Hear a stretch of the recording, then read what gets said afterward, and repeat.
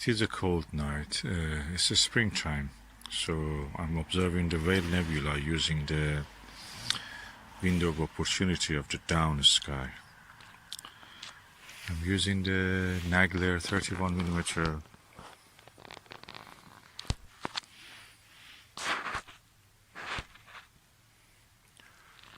Type 5 eyepiece, 82 degrees, and using the oxygen 3 filter, the Baader oxygen 3 filter. If you show the glow of the nebula very well, actually I can see the eastern part and western part. It's quite huge, and you can see it's roundish, and yeah, it's quite interesting. And I'm not surprised I say this is a remnant of a supernova, probably. Is there a supernova remnant or neutron star somewhere in the middle of it? I've not seen any reference to it so far. I may be wrong, but it's very huge. It's, when you see the whole structure, and this eyepiece can show you at each time a bit of the west or east side of it.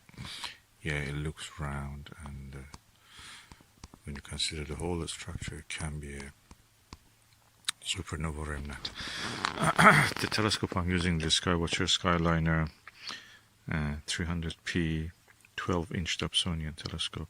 Focal length is 1500 and divided by 31. It gives a low magnification of 4:1. I could have a Maxvision, probably Maxvision 68 degrees 40mm would give me a slightly wider field of view. I just wanted to test this Nagler, give it a chance. It's quite expensive at the same time, but at the same time I've not used it much, so I hope this is a good use of it at this moment. And this Nebula dwarf.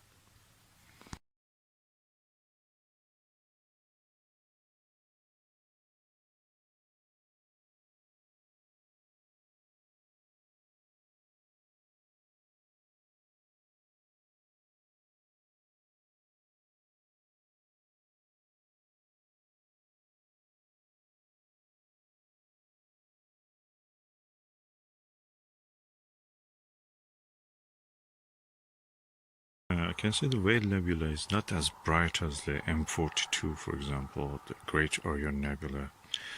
But when you get used to the sight of it, you can see that it is actually wispy, grayish kind of appearance in the eyepiece with this oxygen 3 filter. So don't expect a very bright one like the Orion Nebula. That's the exceptional thing. But it's not very dim.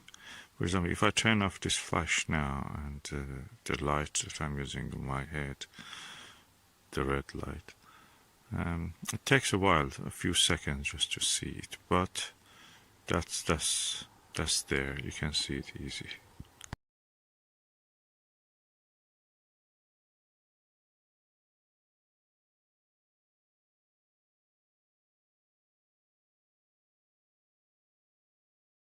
Wow, Maxvision 40mm 68 degrees eyepiece covers the whole nebula. Or most of it. This easily beats the Nagler 31. The only problem is that I can see something like a reflection, 2 reflections, probably because of the filter. Yeah, it's reflection from the inside of the filter. Other than that, that's perfect. You can see the whole vastness of the nebula with this oxygen 3 filter.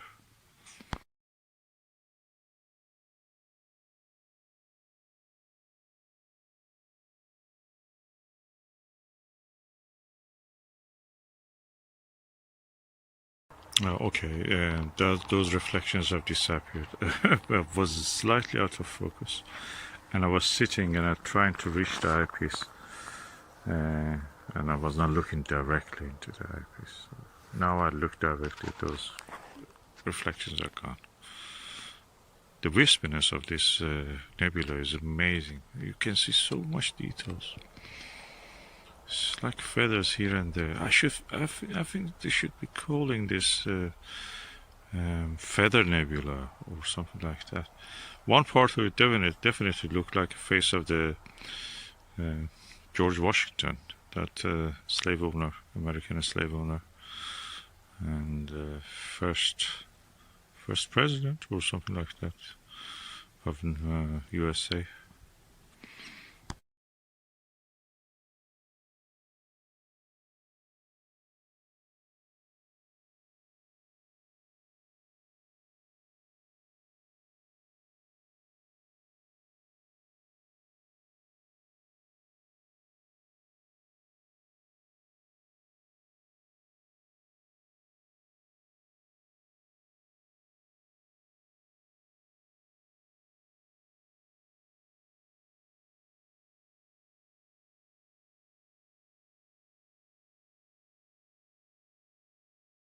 Okay, I'm using now the Meade Super Plossl 56mm eyepiece. It's quite wide field for this purpose. It gives me the lowest magnification possible. I can see more of the nebula in the field of view without moving it too much. What I did an experiment. I removed the filter, oxygen 3 filter, Baader brand, and yeah, looked at the whale nebula without the filter, and it completely disappeared. You could see some wispiness if you look carefully around the stars and so, but not much. You can imagine because you already know where it is. But the moment you put the oxygen 3 filter, it comes back to the view, it pops in to the view. So don't expect to see it without the filter. It's not easy.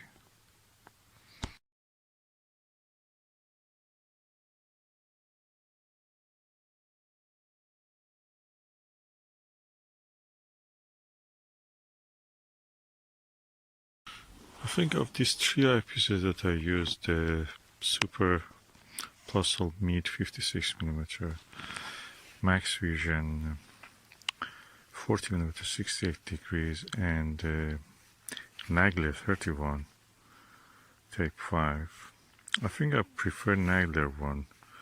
Main reason I think is that because it gives the highest magnification, means that the sky background will be darker, and 40mm and 56mm give more of the sky and increases a little bit of the light pollution creeps into the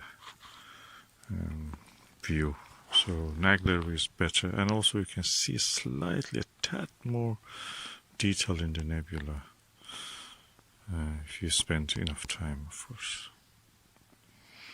I'm looking at the whale nebula, of course, and using the Baader Planetarium 8 nanometer oxygen 3 filter. Of course, the whale nebula is very huge celestial object. It's a supernova remnant, as they say. And you, at any time, you can see portions of it. So I've superimposed there what you can see in a sketch visually on the image of the nebula. So these are the parts we see in the eyepiece.